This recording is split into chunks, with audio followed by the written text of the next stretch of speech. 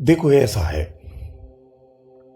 ये जो आपका मन है ना, ये मन और इच्छाएं,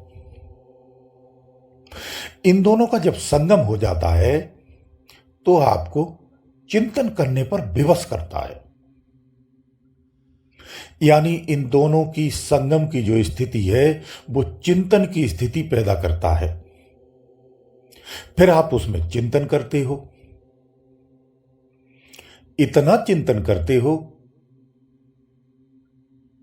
कि आप चिंतन के सागर में डूबते हो, यानी चिंतायुक्त हो जाते हो। वही चिंतन क्या करता है, उस चिंतन के मंथन में एक प्रेरणा जागती है। जैसा आपका चिंतन होगा वैसी प्रेरणा होगी। एक प्रेरणा जागती है कुछ करने की। वो चिंतन की प्रेरणा आपको कार्य करने पर विवश करती है।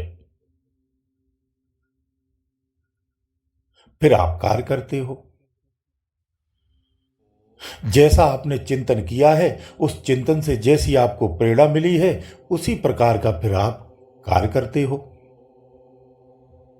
उन कार्यों से जो घटनाएं हो जाती हैं, उन्हें आप स्वीकार कर लेते हो, वो आपकी स्मृति बन जाती है, जो धीरे धीरे आपके जीवन की एक नींव का निर्माण कर देती है। इधर ये कर्म जो आप कर रहे हैं, उन कर्मों के परिणाम आपका एक अलग निर्माण करता है, एक नई दिशा देता है, भविष्य तैयार करता है। इन कर्मों का परिणाम अध्यात्म क्षेत्र में देखें तो एक बंधन, एक जाल का निर्माण करता है, एक दायरे को सीमित करता है, एक एरिया में रुकने के लिए कहता है, आसक्ति भी उत्पन्न करता है। ये परिणाम ही आपके भाव बंधन का जाल बना देते हैं और आप फिर उस बंधन में हंसते हंसते बंध जाते हैं। कि इस तरह से बंध जाते हैं कि आप उस जाल के अंदर में फंसे हुए हैं।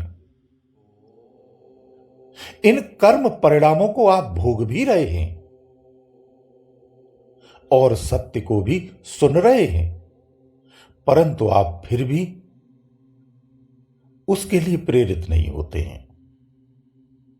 उन्हीं भोगों में फंस करके रह जाते हैं और अपने आप को कहीं ना कहीं लाचार सा बना लेते हैं। फिर आपकी शुरू होती है भक्ति, फिर आपकी शुरू होती है पूजा पाठ, फिर आपके तमाम प्रकार के उपयोग और अनुष्ठान प्रारंभ हो जाते हैं। तरह तरह की क्रियाएं, उपाय और तमाम चीजों का प्रारंभ हो जाता है। ये आकर्षण फिर संसार की तरफ ही रह जाता है और उन्हीं इच्छाओं की पूर्ति के लिए हम पुनः प्रयास करते रहते हैं। तो ये मन और इच्छाओं का संगम बड़ा ही प्रभावशील है। इस पर आपको ध्यान देना चाहिए कि ये मन और इच्छाओं का जो संगम है, ये किस तरह का है, हमारी इच्छाएं किस तरह की हैं, हमारा मन किधर गति कर रहा है। अगर यहां आपने ध्यान दे लिया तो आगे का मार्ग आपका खुद से ही, खुद में ही, खुद के द्वारा ही सुधार लिया जाता है। यहां किसी दूसरे की आवश्यकता नहीं पड़ती है। जिसका मन पर और इच्छाओं पर अपना ही संतुलन नहीं होता है, वो अपना ही बैरी होता है। उसका भविष्य फिर चिंता योग्य होता है। उस भविष्य की कोई कल्पना नहीं की जा सकती है। इसीलिए संतुलन आवश्यक होता है। जीवन में एक चीज हमेशा याद रखो, स्वतंत्रता और संतुलन, दो चीजों की बहुत आवश्यकता होती है। जिसके जीवन में ये दो चीजें आ जाती हैं, उसका जीवन सुखमय हो जाता है। फिर वो इच्छाओं के अधीन नहीं होता है, वो मन के अधीन नहीं होता है। उसकी इच्छाएं, उसका मन उसके अधीन होता है, उसके अनुसार होता है। इस प्रकार से फिर वो दृढ़ निश्चयी हो जाता है। तभी वो भविष्य के लिए कोई एक चीज को निश्चित कर पाता है कि हमें इस मार्ग पर जाना है कि नहीं जाना है, और उस मार्ग पर तभी वो अडिग भी रह पाता है। ये मन और इच्छाएं प्रभावित सबसे अधिक कहां होती हैं? इंद्रिय भोगों से, इंद्रिय इच्छाओं से, इंद्रिय लोलुपताओं से, इंद्रिय तरंगों से। यहां आपको सतर्क रहना चाहिए। जो यहां अपने आप को संतुलित कर लेता है, उसके जीवन में सब कुछ संतुलित हो जाता है। इनको संतुलित करने के लिए हमारा भोजन अच्छा होना चाहिए, भोजन संतुलित होना चाहिए, भोजन सात्विक होना चाहिए। भोजन के संतुलन से इंद्रियां किसी हद तक संतुलित रहती हैं। फिर जब हम भजन करते हैं तो हमारा मन, हमारी इच्छाएं, पूरा अंतःकरण का जो विज्ञान है वो संतुलित हो जाता है, पॉजिटिव हो जाता है। इस तरह से हमारा आंतरिक संतुलन स्थापित हो जाता है। इसलिए भोजन के साथ भजन भी उतना ही आवश्यक होता है। आधुनिक भाषा का प्रयोग किया जाए तो आप एक सॉफ्टवेयर हो, और सॉफ्टवेयर में ही आप वर्क करते हो, आप हार्डवेयर नहीं हो।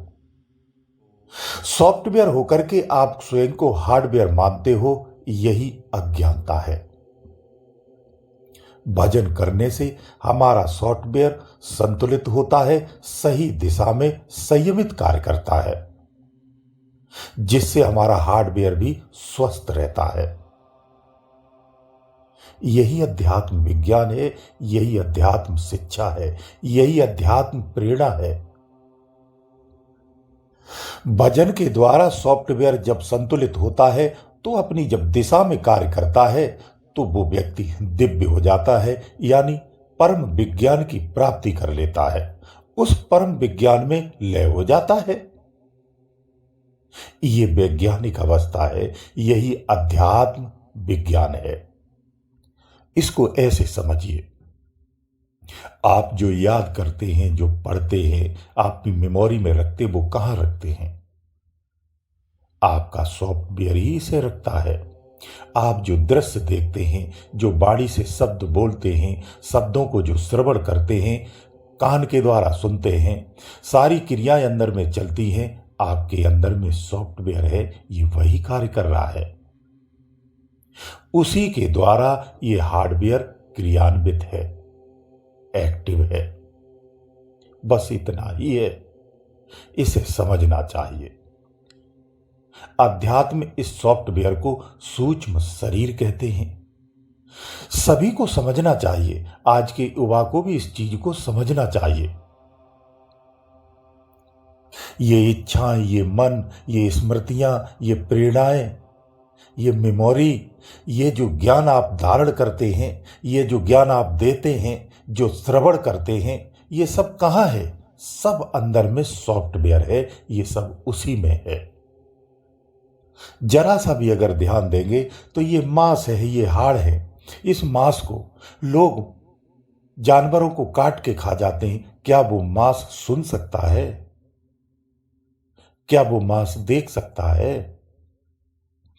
उसमें अपनी क्षमता नहीं होती है। ये शरीर निर्जीव होता है। इसके अंदर में जो सॉफ्टवेयर है वो सजीव है, वो इसके अंदर में कार्य करता है, उसी से ये शरीर चलता है। उस सॉफ्टवेयर में भी एक एनर्जी है, उस एनर्जी से वो सॉफ्टवेयर एक्टिव रहता है। जब वो एनर्जी नहीं रहती है तो वो सॉफ्टवेयर भी कार्य करना बंद कर देता है और ये हार्डवेयर निर्जीव हो जाता है, सड़ जाता है, खराब हो जाता है। यही प्रकृति है, यही प्रकृति का विज्ञान है। जो सॉफ्टवेयर के अंदर ऊर्जा कार्य करती है वही परमात्मा है, वही आत्मा है, वही ईश्वर है, वही अल्लाह है, वही राम है, जिसे अनेकों नामों से हम पुकारते हैं। लेकिन जो सॉफ्टवेयर के अंदर में ऊर्जा है उससे बड़ी भी एक ऊर्जा है, उसे पार ब्रह्म परमात्मा के रूप में संसार में कहते हैं। कितना सरल है अगर इसे समझा जाए तो। यही अध्यात्म विज्ञान है, यही परमात्मा है जो सारी सृष्टि में कण कण में समाया हुआ है। बिना परमात्मा के एक पत्ता हिलना भी संभव नहीं है।